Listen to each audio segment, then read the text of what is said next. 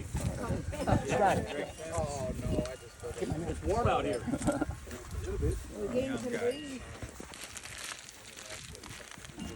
All right, if I can get everybody's attention. I'm your neighbor. I'm David Black. I live right here on the corner of Hagerville Road and Country Lane. Some of you know me, some of you don't. But I basically say to myself, I'm the guy with the classic cars on the end of, on the corner here.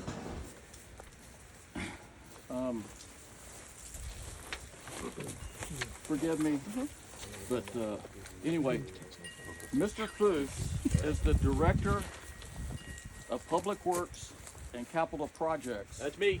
That's him. And he has actually called this meeting.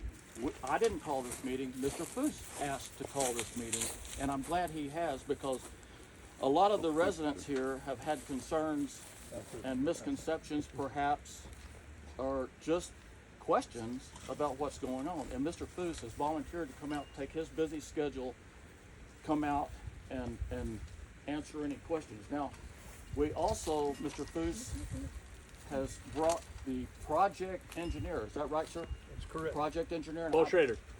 Paul Schrader. Paul Schrader. He's right here. He's the engineer of this, and I'm sure he can answer any specific, more meticulous questions. That's what's going on. Now, we also have our council member, our councilman, the Honorable Mr. Hicks. Okay, and that's right here, Mr. Hicks. And we thank you, Mr. Hicks, for showing up, and we thank you, Mr. Foose, for coming out. You're very welcome. I'm And glad Mr. we could Schrader, come out. sir. Now, bear with We me. also I'm have gonna read- Jacob from the city. My assistant Oh, public Mr. works Parsons, is and I Jacob Parsons. apologize because he came later. Mr. Parsons is Mr. Foose's assistant, okay? And they are working, they've been working like the last 2.5 months with me about our concerns. And like, again, they are the ones that called the meeting. I didn't call this meeting. So, but I'm happy that they are here. Okay. Now, because of those concerns and misunderstandings, they are here. And our councilman is here. So with that, let's keep this meeting respectful and cordial, okay? But at the same time, I want you guys to ask them the kind of questions I've been asking them, straightforward and hit them hard with these questions. We're gonna find out how, what's going on, and they're gonna alleviate any concerns that you have, hopefully, okay? All right. Sir, with that, I would like to ask the first question, Mr. Foose. Why was it that the project supervisor, that's Mr. Eduardo, did not have on his engineering plans the resident city sales contract agreements? In other words, I had a tree to be removed, and among other items, which you already know. And it begged the question when Mr. Eduardo was coming around posting driveway flags, and I started questioning that. He said, you know, well, I don't, and then I said, well, what about that tree? I don't know anything about it. Okay. I can answer the question very simply. All right, sir. All right, the contracts the city has with each of you, those of you that we work with getting easements from, and if some of you actually, I guess we bought a little bit of land, but the majority of people standing here, almost sure everybody here is just an easement issue and a construction easement and everything here. That's kind of how this is all laid out. Those documents are not part of the construction documents in that they're not relevant. Having your personal information with the contractor does not provide them, it gives them more information they need to know. If we gave them those documents, they would have all that information. The other thing was these plans were basically being completed while we were still in the process of negotiating with different landowners and getting the easements and all the documents cleared. So we did not want to basically slow down the process of getting these completed and reviewed. We wanted to keep that ball rolling forward so that we could start on the drainage on this side of the road and then basically move forward with the bridge and all the work going up this direction. Yes, sir. So, as part of that plan, in the plan, it says that there are additional driveways and other issues that will be addressed as the plans are revised during construction. That's why I have the revised set that shows all the driveways and other stuff here with me. So, they're working from the original set of bid plans, which were bid out 2022. Yeah, it'd Before been, that. yeah, it'd been late 21. They were bid out in late 21. So all of these things, they already knew that there'd be additional work added as part of the project, additional driveways added, and we have a price per square foot for driveways. So essentially, if we add a driveway or make a driveway wider, or whatever we're doing with that, it's just based on a quantity. So instead of it being, let's see if this one's on yours. So David, your driveway, where we currently by this, but I'll do, instead of doing yours, because you wanted to make some changes, make it smaller. Mr. Greg, I'll do yours if that's okay. So his driveway, the replacement driveway, is based at 39 square yards. We measure concrete in place by yardage. So that's 39 square yards. So a square yard is 3 foot by 3 foot. So the amount of concrete going to be laid is 39 feet, 39 square yards. So if there's any changes to that, when they bill us for that, it would just be a change to the square yardage total. So if we needed to go a foot deeper, it would just be how much more square yards that is. On a 12-foot wide driveway, it would be a little less than half a yard, because there's 9 square foot in a yard, so it'd be a little over a yard. So it's just how we measure those things. So all these things, as we're moving through the plans, they're getting these documents. So they're getting close to the point, once they get the drainage done and get the elevation set, they'll be looking at doing driveways. That's why the new plans I have in my hand. All right, sir. So, and that changes that. So those quantities will be added. So a lot of times what happens is the gentlemen that are here doing this day to day are not the project engineers we're talking to back at the office that are going back and forth and getting all these quantities. And then that comes down to them as the revisions are implemented. So you can understand, sir, why I would ask that question, because the like I said, the guy running this, apparently we thought was running the project show and all that. He wasn't aware, and we didn't know, and we're going like, well, wait a second, Well, So- his boss. But I understand now. The project goes on, so my understanding is our concerns about driveways and the tree, for example, or whatever, All taken that's care of. going to be going in as the project goes along. Yes, You sir. alert them, And I asked and them then about they your circular take care of driveway. it. It will be circular. Okay. Here, if Okay. you guys don't mind, I'm gonna have everybody, but I want to It may ask not one be more full question circle. It may go before up and it may basically go we like give this it to and go someone across and else. come back. Okay. It'll Because still of the have depth. two. All right. Yeah. You have 3 other questions, don't you? Well, I do, but I'm going to ask one more. And okay, I'll go ahead and ask all 3. 'Cause I've got Last to get Thursday- going. You're not going to get credit if you don't get there soon. I know. You can come Sir- back Saturday. Mr. I'll do Foos, with respect, okay, again, with respect, and Mr. Parsons, with respect, last Thursday morning, while taking those measurements and the road and all that stuff, and Shannon and Mr. Parsons had just left, you told me, admitted to me, that you didn't not have to lower the road levels, that you lowered the road levels in order to later help the residents with this flood plan. Floodplain. We can apply to whoever and get our residents out of the flood plan. Would you mind I'll explain that. fully. explaining that? Yes, sir. To, So the purpose of the drainage system that's going in, and you may notice the pipes that were buried there are like this big around. All these houses that are in this neighborhood are all in the floodplain, the Yes, sir. 100-year floodplain. The purpose of this project is not only to build a new bridge and build a road, but is to take the floodplain and shrink it down and pull all of these properties out of the floodplain. yes, sir. To do that, we had to put bigger pipes than we would have normally put. If this would have been a regular street project, it would have been 18-inch pipes. And It we would have been the smaller pipe. The smaller instead pipe. of the bigger pipe Yes, that's over there. exactly. Okay. So the object here is we're trying to convey enough water underground to lower the floodplain enough that your houses are no longer considered within the 100-year floodplain. The city is paying our engineer to file the documents to remove this area from the And floodplain. that would be Mr. Slater. Schrader. When we're done, so we've already submitted what's called a CLOMAR, C-L-O-M-R. That is a conditional letter of map revision. So these plans and how they work were already sent to the federal government, to Army Corps of Engineers and the FEMA. Yeah, I could. They do a complete review of that. When we're done, he sends a confirmation. He sends a confirmation to them saying this was built as per plan, or we made the adjustments, and he does a calculation on the floodplain at that time and redraws it. And when he does, that technically when they make the map revision, these houses are no longer in the floodplain. How long after, I'm sorry, how long after this is done can we apply for that, or Well, reapply? so you don't have You to don't have to. apply. Your insurance company, you need to notify your insurance company that there's been a There's a revision to revision. the flood map, write that down. and they then basically can tell you you no longer need flood insurance. All right, Does everybody understand how that works? So the city in this project and what we're doing is essentially we're going to take the effort to remove the houses from the floodplain that can come out of the floodplain. And that, by our calculation, it's in the 50 range, 54, 56 houses plus or minus. And obviously, when we're done, they'll check those numbers, they'll redraw those lines, and they'll submit that in. And then the floodplain map, everybody knows what those FEMA maps, when you look at that, the floodplain will no longer be going up this side of the road through the front yards of all those houses, all the way out to FM 78. It will have pulled it all the way back down to where the bridge is. Okay, what about Park Valley Drive? Yes, ma'am, all that. So, no more, after 5 floods, from 98, still No, got ma'am. flooded, you know?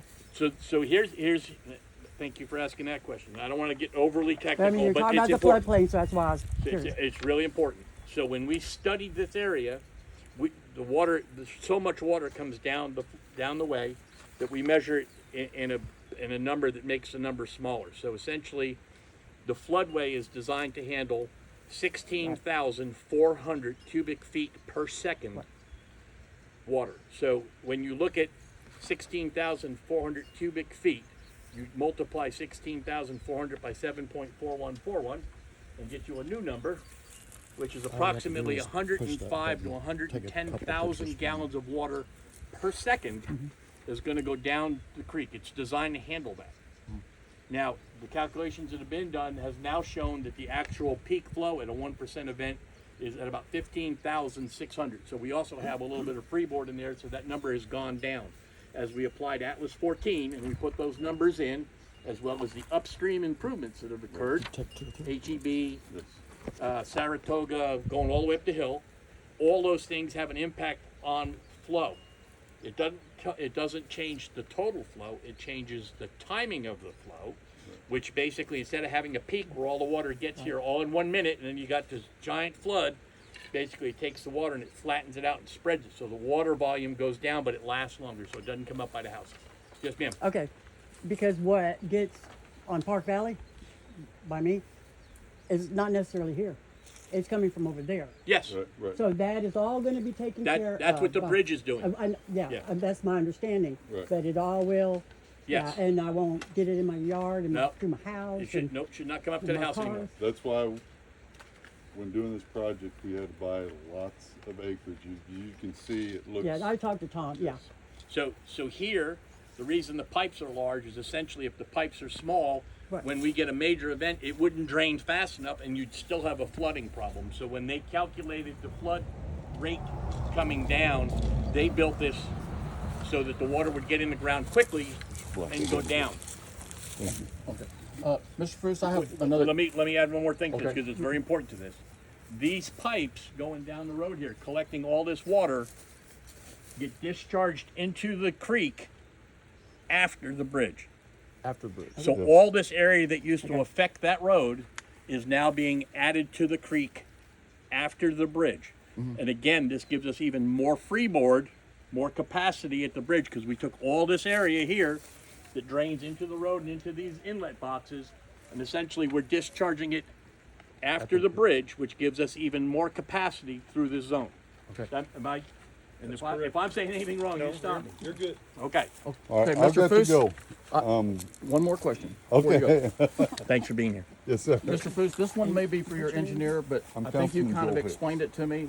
You bet. Now, do you know my concerns about my driveways being so Yeah. far down? All right, now this question is in relation to that.